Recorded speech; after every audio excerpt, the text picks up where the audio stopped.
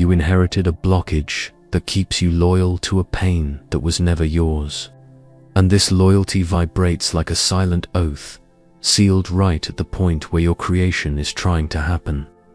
You keep calling for freedom, but without realizing it, you're still responding to an old code that holds you back. You think you're making a choice, but the one choosing for you is a frozen field that was never truly yours. There's a hidden point in your body that still carries promises you never made. And while that point remains sealed, nothing you ask of the universe will ever fully be yours. No matter how much you wish, visualize, or trust, if that point is blocked, the vibration can't get through. It's as if your request hits an ancestral layer that distorts everything you're trying to create. And the worst part is, you don't even know it's happening, but your body knows, your chest feels it, and the universe senses it. This something has a name, it has a place, and it carries an inherited frequency that must be dissolved. Because the universe doesn't respond to your thoughts, it responds to your field. And unless the request comes from your body, it will keep being denied. But today, you're going to discover the exact point where everything either breaks or repeats. You're tied to stories you never lived, but that still vibrate within you as if they were your own. And the silent keeper of those stories hides in the center of your chest. A gland that science has nearly forgotten, but that ancient traditions honored as a vibrational altar. Its name is the thymus. It's not just an immune organ, it's an energetic seal. That's where your requests to the universe are either encoded or diverted. As long as the thymus remains in a state of vibrational freeze, your creation will stay fragmented. You'll ask for love, but emit abandonment. You'll desire expansion, but vibrate contraction. Not because of lack of intention, but because of unconscious loyalty to what was inherited. The thymus holds ancestral promises, pacts, pains, and ties that were never yours, but that still live in your field.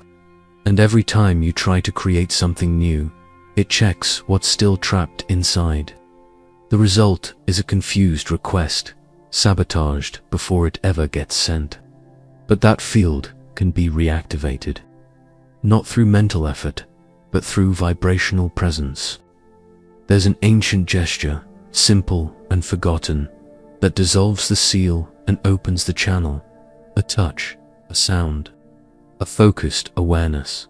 That's what the body understands. That's what the universe recognizes. In this video, you'll learn how to access that point with precision, how to consciously break the vibrational cord that keeps you repeating what should have already ended. And when that cord is released, what you desire will finally find a body ready to hold it. The universe responds to what vibrates with truth, and the thymus is the key to that vibration. You don't need new techniques. You need to free the point that has always distorted what your soul tried to manifest. The ancient Egyptians didn't believe the soul was judged only by what it did, but by what it vibrated. In the chamber of truth, the heart was weighed against the feather of Marat. But the judgment didn't depend only on the heart. There was another center, more subtle, more hidden. A point between word and emotion, where silent promises were kept. For the initiates, this point was a seal. If it held impure memories, the soul would not ascend. It wasn't a moral metaphor. It was an energetic code. An invisible field that recorded old pacts, hidden fears, and unspoken loyalties. And that field didn't die with the body. It was passed on, vibrating from generation to generation, waiting to be dissolved. The Hermetic schools knew this, and they taught practices to purify this center of vibration before any creative act. Hermes didn't speak only of mind and spirit. He spoke of frequency, resonance, and alignment. The principle of correspondence was more than philosophy. It was vibrational engineering. If that point was in dissonance, everything it emitted would come out distorted. It was the place where destiny could be rewritten or repeated for centuries. In alchemy, it was called the seat of silent transmutation. There, what was inherited could be purified, but not with words, with vibration. And the body has always known this. That point remains active, even when forgotten. And every true request to the universe still passes through it, or is diverted without you even realizing it. Because the universe doesn't judge intention, it listens for vibrational coherence. Not everything you feel began with you.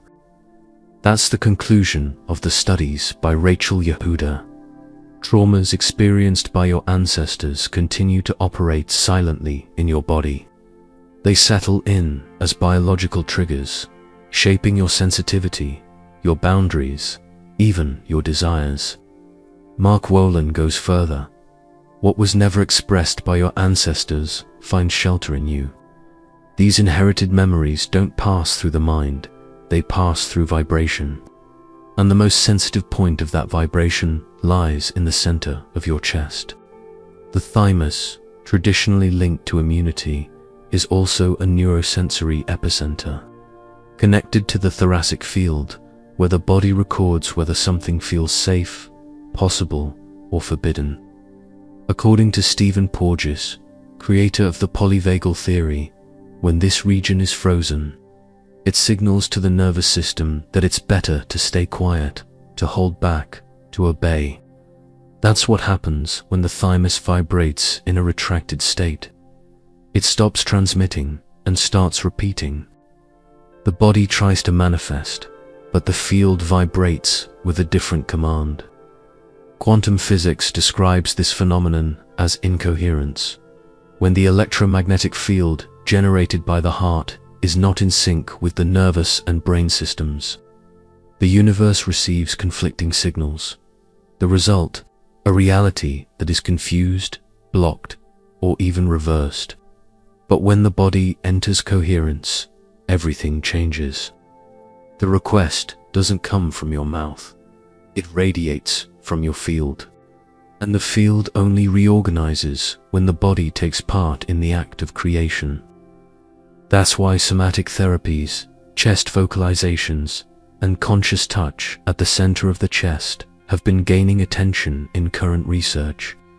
What the ancients once called a vibrational seal, science now refers to as integrated regulation. Two names, one truth. The body needs to feel free in order to create. And the first step is to free the center where someone else's past still decides your present. You feel like you want something, but something in you still hesitates. It's as if, before the request can even form, there's an inner field questioning whether it's allowed to exist. That hesitation doesn't come from rational doubt. It comes from a specific, forgotten, sealed point. Right in the center of your chest, there's a vibrational space where old promises were stored. Promises you never made, but that still remained valid within your body. In that space, creation doesn't begin. It waits. It waits for recognition. It waits for presence. You can't unlock what you haven't yet acknowledged. So bring your attention to the center of your chest, between the base of your throat and the top of your heart. Breathe and notice how that region responds when you simply observe it, without trying to change anything. Do you feel tension, pressure, a dense silence, or a restless lightness, as if something is about to surface? All of this is a sign that a dormant field lives there, but it's still active. Your hand can help guide your awareness. Gently touch that area with intention, not like someone trying to fix something, but like someone reconnecting. That gesture is already a code, because the body recognizes present touch as a command to return. Now imagine there's a membrane there. It's not made of bone or muscle, but of inherited vibration. For decades, it filtered what you were allowed to feel express, or desire. But this membrane is not unbreakable. It responds to vibrational truth. And the first step to dissolving it is not force, it's listening. Stay there for a few moments, breathing, feeling, touching, and mentally say, "You don't need to carry what you never chose." This phrase is not a suggestion, it's liberation. It's a vibrational code that the body understands as permission. Permission to let go of what was never yours, and to open the field for what can finally be. Now that the point has been touched with presence, it's time to vibrate through it. The thymus doesn't respond to thoughts, it responds to resonance. It recognizes sound not as language, but as frequency. And certain frequencies act as keys. They don't need meaning, they need somatic intention. The Egyptian tradition used sound to open inner portals. There was no melody, no singing. It was vibration directed to a specific point in the body. Today, we know that deep, continuous sounds have the power to unlock the thoracic field. The sound that resonates in the center of the chest is the sound yam, prolonged, vibrated in the area between the heart and the throat. Sit with your spine upright. Place your hand once again at the center of your chest. Close your eyes. Breathe in slowly, and as you exhale, softly and continuously pronounce Ye ah ah ah ah. M M M. Don't force your voice. Let it flow through your chest like a warm vibration. Feel for resistance. Feel for any break. Feel for silence. Repeat this sound for 3 or 4 cycles, always staying fully present. Each repetition is like a vibrational hammer striking the ancestral membrane. It begins to weaken, not through force, but through frequency. Little by little, you'll notice the sound change.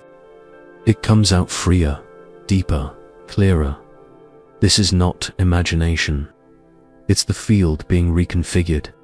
The old vibration is giving way to a personal, current, authentic frequency. Now, after the final vocalization, remain in silence. That silence is where the body hears what has been activated. The mind doesn't need to interpret, but the body does need to integrate. And it can only do that when it's not interrupted. This exercise is not a symbolic ritual. It's a neurovibrational reconnection. It speaks directly to the limbic system, the vagus nerve, and the heart field. You are speaking to the universe in the language it understands. Somatic coherence. There's a moment, right after activation, when the body is still vulnerable. Not out of weakness, but because it's open. It's as if the field is saying, now I can receive another frequency. And whatever you emit in this moment will be absorbed as vibrational truth. That's why the third step is not about doing more. It's about encoding. After the touch and the vocalization, the body is ready to reprogram the field, but not with generic affirmations. The body doesn't respond well to words the mind doesn't believe. It recognizes vibration, not persuasion. So, with your hands still on the center of your chest, speak to yourself, or just think it, if you prefer, but with total internal truth. From this moment on, what vibrates here is mine. Repeat this phrase 3 times, not like a mantra, but as a vibrational decree. Feel if your body accepts it. Notice any tension, or if something releases from within. If you like, add a mental image that represents creation, a seed sprouting, a field opening, a breath flowing without resistance. The form doesn't matter, the vibration does. Now, take a deep breath and say once again to yourself, I revoke what was inherited. I emit what I am. This is the energetic signature that seals the new field. You can return to this process anytime you feel your chest closing or creation falling short. Not because you've done something wrong, but because that old seal might be trying to reinstall itself, and now you hold the key to dissolve it. You no longer need to ask the universe with effort. Your body has become the request itself, and when the thymus vibrates truth, creation unfolds without interference, because the universe recognizes coherence, and it honors those who vibrate with courage. Sterling always found it easy to speak about everything except what truly mattered. His words were sharp, articulate, even beautiful. But there was a gap between what he said and what he vibrated. It was subtle, but real, and every time something good was about to happen, that gap would widen, as if the body was saying, "This isn't yours." He didn't call it a blockage. He called it being careful. But that didn't protect him. It only kept him tied to a field where wanting too much felt dangerous. During a trip to the south of Morocco, he stepped into an abandoned temple. No one led him there. But something inside him seemed to recognize the place. At the center of the altar, there was an inscription in a forgotten language, but his eyes didn't need to translate it. The message was simple: unbind yourself from the promise never made. Sterling placed his hand on his chest, not out of mysticism, but instinct. The vibration came before the sound, but the sound came, yam, low, rhythmic, repeated, as if it were the echo of a life that had never been his, but was finally saying goodbye. That day, Sterling didn't feel healed, he felt clean, and he realized that what he used to call being careful was, in truth, an old loyalty. One he no longer needed to vibrate. What blocks this process the most isn't pain, it's doubt. Not doubt about the technique or the result, but about the legitimacy of the desire itself. It's as if something inside you asks, "Am I allowed to want this?" That's the most subtle poison. Desire shrinking under vibrational guilt. You don't feel wrong. You just feel like you can't, as if vibrating something new meant betraying those who came before you. That's the real obstacle, an invisible loyalty stuck in your field. Not as a thought, but as a pattern of holding back. And that's why no real change happens through the mind alone. It's the body that needs to be granted permission. Transmutation begins with a silent gesture, placing your hand at the center of your chest and saying through vibration, not through voice, "I'm allowed to want, and what vibrates here now is mine." Repeat it as you breathe, not to convince yourself, but to claim it. Little by little, the field responds. You feel the frequency expand, not because you've conquered something, but because you've stopped carrying what was never yours. That's the moment the request changes, and the universe understands, because for the first time, it's hearing you, not the echoes.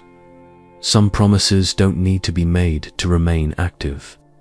It's enough that the body inherited them and began to vibrate as if they were its own. That's why so many manifestations fail without an obvious reason. It's not the technique. It's not the timing. It's the field still repeating a frequency that didn't come from your desire. But now you know. There's a vibrational point, deep, silent, forgotten, that decides what gets emitted. And that point can no longer be ignored. It doesn't respond to words. It responds to listening.